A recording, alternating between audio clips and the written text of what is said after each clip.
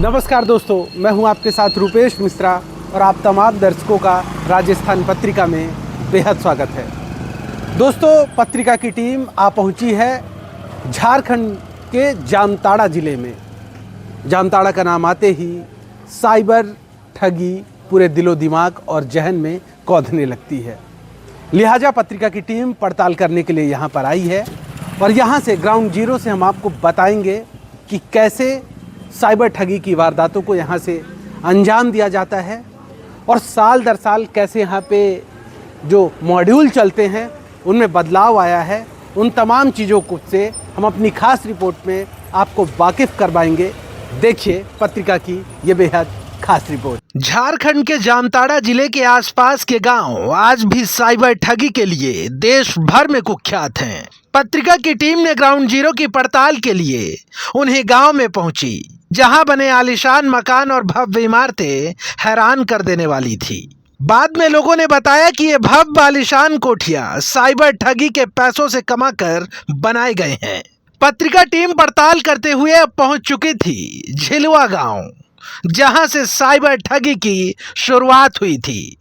इस गांव में रुकना और लोगों से साइबर ठगी पर बात करना किसी जोखिम से कम नहीं था, लेकिन पत्रिका की टीम ने चुनावी प्रतिक्रिया के बहाने वहां खड़े कुछ लोगों से बात शुरू की और साइबर ठगी पर पूछा तो एक व्यक्ति ने पत्रिका के कैमरे में इस बात को कबूल किया कि पहले उनका बेटा साइबर ठगी करता था, जेल भी गया, लेकिन अब कमाने बाहर चला गया है। इस वक्त मैं खड़ा हुआ हूँ झारखंड के झिलवा मट्टान, ये जामताड़ा डिस्ट्रिक्ट में आता है। एक बार मैं कहूँगा अपने सहयोगी से यहाँ का नज़ारा दिखा दें। ये दो झिलवा गांव है, मट्टान का झिलवा जो जगह है, ब्लॉक कहा जाएगा इसे। ये दरअसल एक ज़माने में साइबर फ्रॉड के लिए काफ़ी चर्चित हुआ करता था, लेकिन अब यहाँ पे कमोवेश आप स्थिति देखेंगे तो जो युवा लोग हैं वो यहाँ पे नज़र नहीं आएंगे। हमारे साथ यहाँ पे जो गांव के लोग हैं वो बैठे हुए हैं। क्या नाम है चाचा आपका? बलराम मंडल। बलराम जी, क्या लग रहा है इस बार का चुनावी माहौल कैसा है? हम लोग का तो यही दो ठो है, चुना सिंह और रणधीर सिंह का सारठ में। लेकिन यहाँ से वोट भी हमको लगता है कि दोनों 50-50 मिल जाएगा दोनों को। अच्छा, लेकिन आपका जो ये झिलवा गांव है ये साइबर के लिए बड़ा पूरे देश भर में कुख्यात रहा है, अब क्या स्थिति है? लोग ऐसे पत्रकार लोग ऐसे हल्ला कर दिया है ना, हम लोग जानते हैं ना क्या है नहीं है सो, लेकिन कैसे झूठ मूठ का हल्ला होता है। और जब हल्ला हुआ है तो मान लीजिए कि है ये है। तो मतलब आपका कहना है कि ऐसा कुछ कभी भी नहीं होता था यहाँ पे? पहले होता था। पहले कब? पहले मतलब 13-14 में। अच्छा, 13-14 में। हाँ। फिर कब से ये सब चीज़ें बंद हैं यहाँ पे? हो गया मतलब तो 1-1.5 साल से बंद कर दिया है सब लड़का। तो क्या आपके घर के भी बच्चे इन्वॉल्व थे? हाँ थे। हाँ, क्यों झूठ बोल देंगे कि नहीं थे। तो अब वो क्या करते हैं? जैसे उन्होंने अपना काम। अभी मेरा भाई टाइल्स का काम करता है बम्बई में। बम्बई में? हाँ, ठेकेदारी करता है। कितने बच्चे हैं आपके? 2 बच्चे। 2 बच्चे हैं। पहले दोनों साइबर में थे, फिर छोड़ दिए? नहीं, एक बच्चे कर रहा था, वो छोड़वा दिए, उसको भेज दिए बम्बई। तो कभी पुलिस पकड़ने नहीं आई? पकड़ा था। अच्छा, पकड़ा था? हाँ। जेल में भी बंद रहा? हाँ, जेल में भी बंद रहा था। अच्छा। अब छोड़ाए, उसके बाद भेज दिए। तो कैसे आपने उसकी ये आदत कैसे छुड़वाई?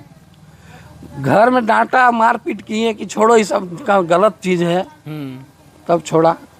बताते हैं इस गांव का बच्चा साइबर में था? नहीं भाई, बच्चा हम लोग कुछ नहीं जानते, हम लोग मोबाइल में मिस को निकालने नहीं जानते। तो फिर लड़के लोग आपके कहाँ से ट्रेनिंग पा गए थे? अब कहाँ से पाया, हमको किससे पता है, वही लोग घूरता फिरता था इधर उधर। मतलब अब गांव का जो लड़के थे सब सुधर गए हैं? हाँ, अभी सुधर गए।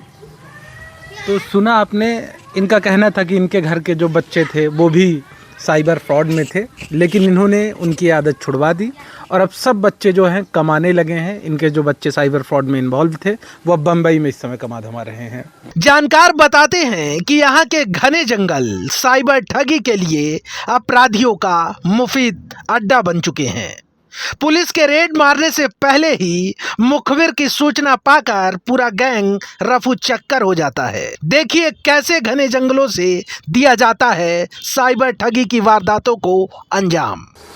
तो दोस्तों, करमाटान के घने जंगलों से अब हम आगे बढ़ रहे हैं और आपको दिखाते हैं कि आखिर कैसे ये साइबर अपराध का गढ़ कहा जाता है। आप यकीन मानिए, यहाँ के जो लोग हैं वो यहाँ तक बताते हैं कि पेड़ों में चढ़ के आप देख सकते हैं ऊपर, मैं अपने सहयोगी से कहूँगा एक बार दिखा दें, इन पेड़ों में चढ़ के भी साइबर अपराधों को अंजाम देते थे अपराधी। और अभी भी इन इलाकों में जब आप दोपहर शाम को और अंदर तक जाएंगे तो 4-4, 5-5 जो लोग हैं वो ग्रुप में बैठे रहते हैं और साइबर की घटनाओं को अंजाम देते हैं। दरअसल इन इलाकों को इसलिए भी चुना जाता है क्योंकि जब भी पुलिस रेड मारती है तो इनके जो मुखबिर होते हैं वो जैसे ही गांव में पुलिस आती है तो वो इशारा कर देते हैं और इन घने जंगलों से वो आसानी से अपनी लोकेशन बदल लेते हैं और भाग जाते हैं, जिससे वो पुलिस को चकमा देने में कामयाब हो जाते हैं।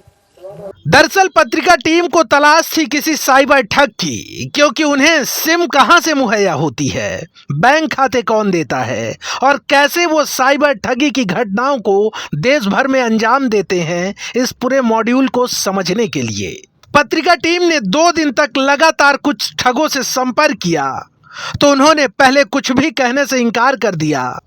तब पत्रिका टीम ने साइबर ठगी में लिप्त रहे अन्य अपराधियों से संपर्क किया। तब एक व्यक्ति ने पहचान और नाम ना छिपाने की शर्त पर पत्रिका टीम से पूरे मॉड्यूल के बारे में बताया। तो दोस्तों, जामताड़ा में साइबर ठगी के पूरे मॉड्यूल को समझने के लिए इस वक्त हम उसी गढ़ में मौजूद हैं जो कर्माटांड़ के नाम से जाना जाता है। कहा जाता है कि यहीं से साइबर ठगी की शुरुआत हुई थी और देश भर में फिर धीरे धीरे ये चर्चाओं में आ गया।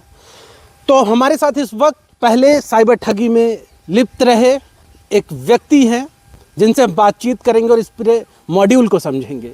वो बिल्कुल हमसे बातचीत करने के लिए राजी नहीं थे, लेकिन हमने उन्हें तैयार किया इस शर्त पर कि ना तो हम इनके नाम को उजागर करेंगे, ना तो हम उनके चेहरे को उजागर करेंगे। तब वो हमसे बातचीत करने के लिए बैठे हुए हैं। मैं आपसे समझना चाहता हूँ कि कब आप इस काम में आए थे और फिर कब आपने इस काम को छोड़ दिया? देखिए, हम 2013 में ये काम करते थे और उसके बाद 17 तक हमने ये काम किया। ठीक है, काफ़ी कमाया भी। लेकिन आपको तो पता ही होगा कि बुरा काम का जो पैसा होता है वो आता बहुत ज़्यादा है। जिस तरह से आता है उस तरह से जाता भी है। हमें अय्याशी का शौक़ हो गया था पूरा। और हमारी जो घर में बाल बच्चे हैं, पत्नी है, उन लोगों पर बुरा असर पड़ रहा था। ना घर में ध्यान दे रहे थे। यहाँ पे पास में जैसे आपका आसनसोल है, वहाँ पे रेड लाइट एरिया है, सीतारामपुर लच्छीपुर जगह नाम है। वहीं पे जाके पड़े रहते थे, रात भर पड़े रहते थे। वहीं पे दिन गुजरता था, फिर सुबह आ जाते थे। इसी घने जंगल में हम लोग काम करते थे। तो कैसे काम करते थे? क्या दिन फिक्स होता था? दिन में ज़्यादातर घटनाओं को आप लोग अंजाम देते थे, रात को इस काम को करते थे? काम करने का तरीका क्या होता था? ग्रुप में काम करते थे या अकेले अकेले ही काम कर लेते थे इसको?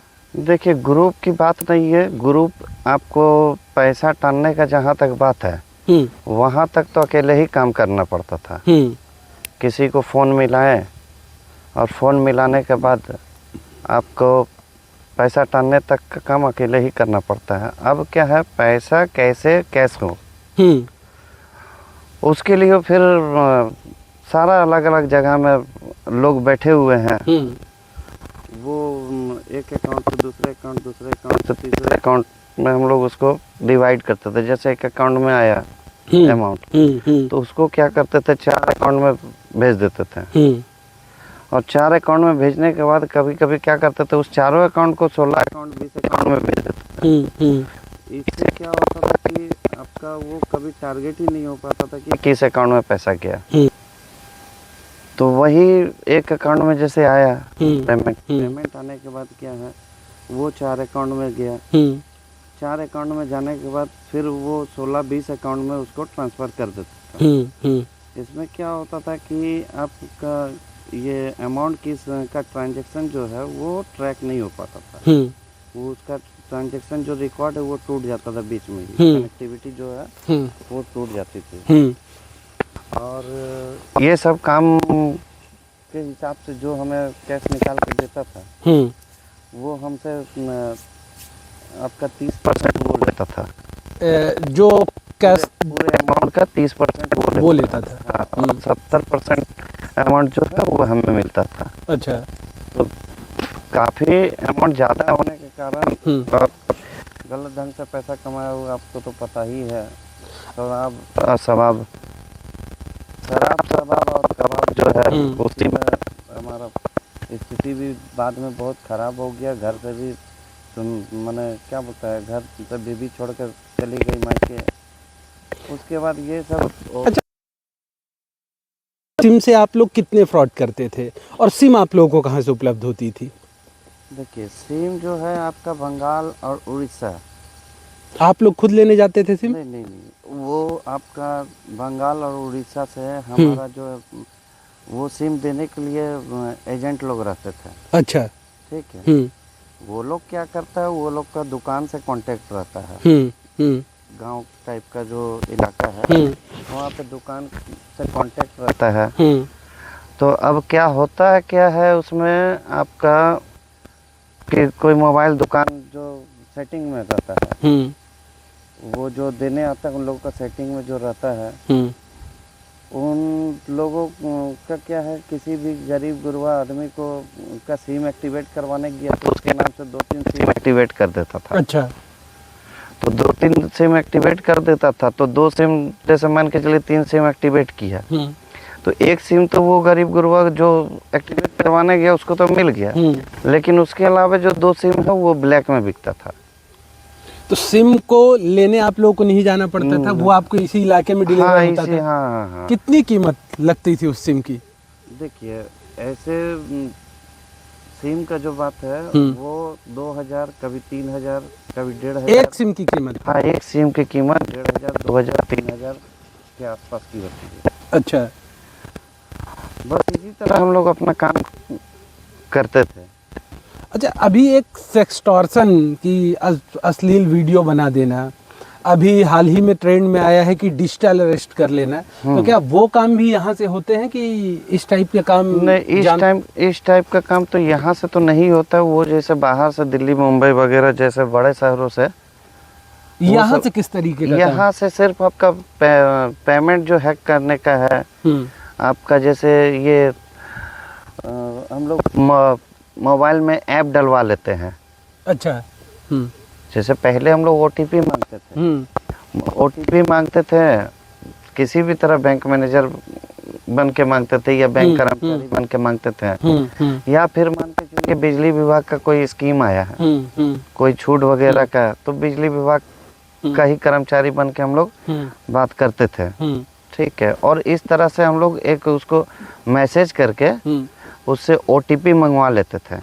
जैसे हम लोग एयरटेल पेमेंट बैंक जो होता है, एयरटेल पेमेंट बैंक के थ्रू करवाते थे, या तो फिर आपका पेटीएम से करवाते थे, या तो फोन पे वगैरह जो भी है उस समय चलता था, वो सब से हम लोग उसको भेजते थे। आपका ये ओटीपी भेजते थे और ओटीपी के थ्रू हम लोग कर लेते थे।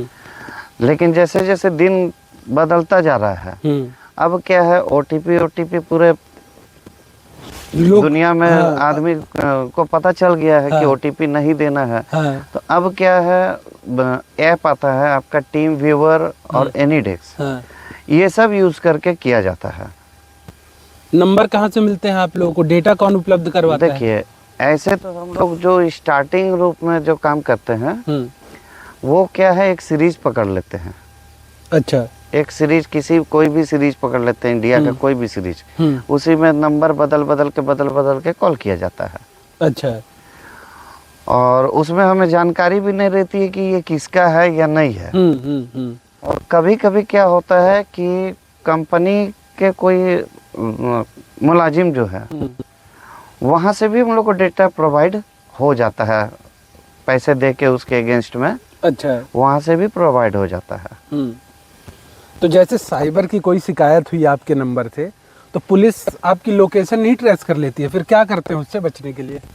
देखिए, सबसे पहला तो हम लोग एक सिम को जैसे सुबह से स्टार्ट किए, कर रहे हैं, ठीक है,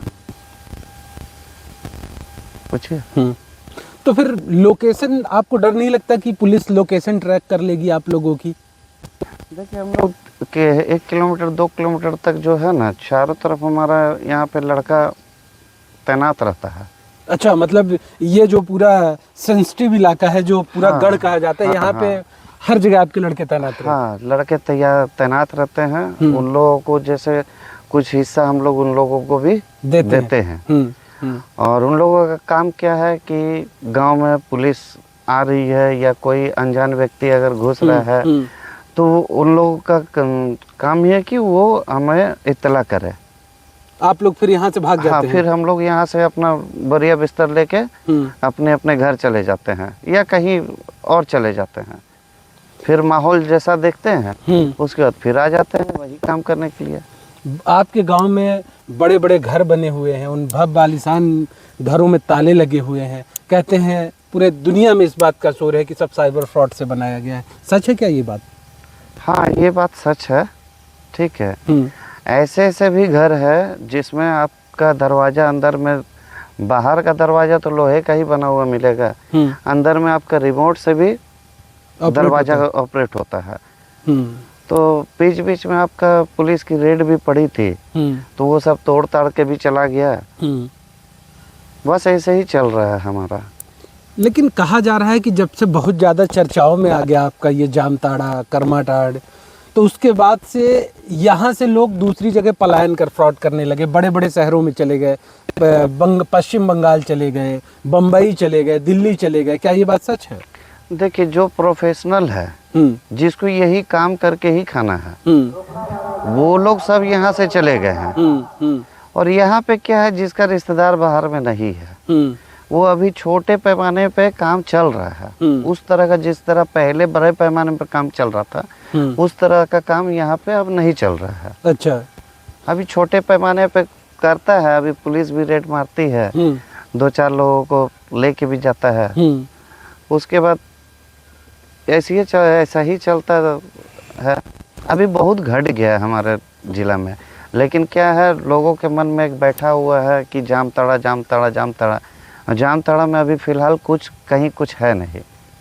अच्छा, आसपास जैसे देवघर है, तो क्या उधर भी चीज़ें शिफ्ट हुई हैं? शिफ्ट जिसका जहाँ रिलेशन है, रिलेशन के यहाँ चला गया है। अच्छा, ये कहते हैं कि यहाँ पे प्रशिक्षण दिया जाता है साइबर फ्रॉड का, क्या ये बात सच है? देखिए, वो एक समय था, वो आज से 7-8 साल पहले की बात है। आज के समय में अब मोबाइल चलाने के लिए कोई प्रशिक्षण तो देना है नहीं। सही बात। उस जमाने में क्या है, आदमी गूगल पे, फोन पे बिल्कुल नदारत था। और अभी क्या है, आपका गूगल पे, फोन पे हर हाथ में है। तो अब आपके गांव में क्या ऑनलाइन लेन देन तो नहीं होता होगा? लेन देन होता है, उसमें कहीं कोई दिक्कत नहीं है। लेकिन मैं जब आया जामताड़ा में तो लोग बड़ा डर रहे थे ऑनलाइन लेन देन से, हमें कई लोगों ने मना किया। नहीं तो आपका चेहरा नया है ना, आपका चेहरा नया है, हो सकता है उसके कारण। जब आप कमा लेते थे, जब आप ये काम करते थे ऑनलाइन फ्रॉड का, तो कितना रोज कमा लेते थे? देखिए, हमारा रोज का क्या है, आपका कभी 30,000 भी हो गया और कभी नहीं भी हुआ, कभी 200 भी कमा के घर जाना पड़ता था। और किसी दिन 30,000 भी कमा लेते थे? ये किस्मत की बात है सर। कितने लोग फंस गए? हाँ, ये किस्मत की बात है। और कहाँ तक पढ़ाई की है आपने? हम तो 6ठी तक पढ़े हैं। तो 6वीं तक आप पढ़े हैं, पढ़े लिखे लोगों को आप बेवकूफ़ बनाते हैं, तो कॉन्फिडेंस कहाँ से आया ये? सर, आप कोई काम कीजिएगा ना और उसमें दिल से कीजिएगा तो आपका भी कॉन्फिडेंस आ जाएगा। कहते हैं कि पूरा का पूरा परिवार साइबर फ्रॉड में लिप्त है यहाँ का, इस इलाके का। क्या आपके परिवार में आपके भाई, आपके बच्चे, वो भी इस काम में लगे हुए थे, करते थे कभी? जैसे भतीजा लोग हैं, वो लोग किए, घुसा था इसमें। सबने छोड़ दिया? हाँ, अभी तो सब बाहर बाहर चला गया। अभी इतना रेड पड़ रहा है, क्या कीजिएगा। तो क्या आए दिन यहाँ पुलिस, हाँ, अन्य प्रदेशों की भी पुलिस आती है? अन्य प्रदेश का तो पुलिस हर सप्ताह कभी ना कभी आ जाती है, आती ही रहती है। हाँ। तो यहाँ के लोगों को ले जाती भी होगी रिमांड पे? कभी ले भी जाती है, कभी पूछ के छोड़ के भी जाती है। ठीक है, उसके बाद जैसा है वो होता रहता है। कभी कभी हम लोग का अगर सेटिंग होता है, सेटिंग हो पाता है पुलिस से, तो सेटिंग से भी छूट जाता है। तो सेटिंग क्या मतलब, पुलिस क्या पैसे लेके छोड़ देती है? वो होता है, कभी कभी हो जाता है। जैसे 10 लड़कों को पकड़ा, अब 10 लड़कों को पकड़ने में मान के चलिए 3 लड़का का पहुंच है, पुलिस के साथ सिफारिश है, तो वो छूट जाता है। उन 3 लड़कों का नाम हटा दिया हाँ, जाता वो है। हटा दिया जाता है, मोटी रकम लेकर हटा दिया जाता है। तो दोस्तों, सुना आपने, एक बड़ा मॉड्यूल काम करता है यहाँ पे, लेकिन अब इनका कहना है कि यहाँ पे नाम ज़्यादा है, क्योंकि इस ज़िले की इतनी बदनामी हो गई है देश भर के अंदर। वेब सीरीज़ बन चुकी हैं, फिल्म बन चुकी हैं, तो लोगों के मन में एक डर पैदा हो गया है। लेकिन अब यहाँ से जो साइबर फ्रॉड है वो कम हो रहा है, जो साइबर अपराधी हैं वो यहाँ से पलायन कर रहे हैं, क्योंकि आए दिन अन्य राज्यों की पुलिस यहाँ पे रेड मारती रहती है। या ये कहा जा सकता है कि अब ये इतना संवेदनशील हो गया है कि साइबर अपराधी अब यहाँ पर रहकर काम करने में खुद को महफूज नहीं समझते हैं, इसलिए वो अन्य ठिकानों को तैयार कर रहे हैं। कुल मिलाकर ये कहा जा सकता है कि देश भर की पुलिस की बढ़ती रेड से परेशान होकर जामताड़ा के साइबर सरगनाओं ने अब अपना अड्डा बड़े शहर जैसे मुंबई, दिल्ली, बेंगलोर, कलकत्ता और पुणे जैसे शहरों को नया ठिकाना बना लिया है।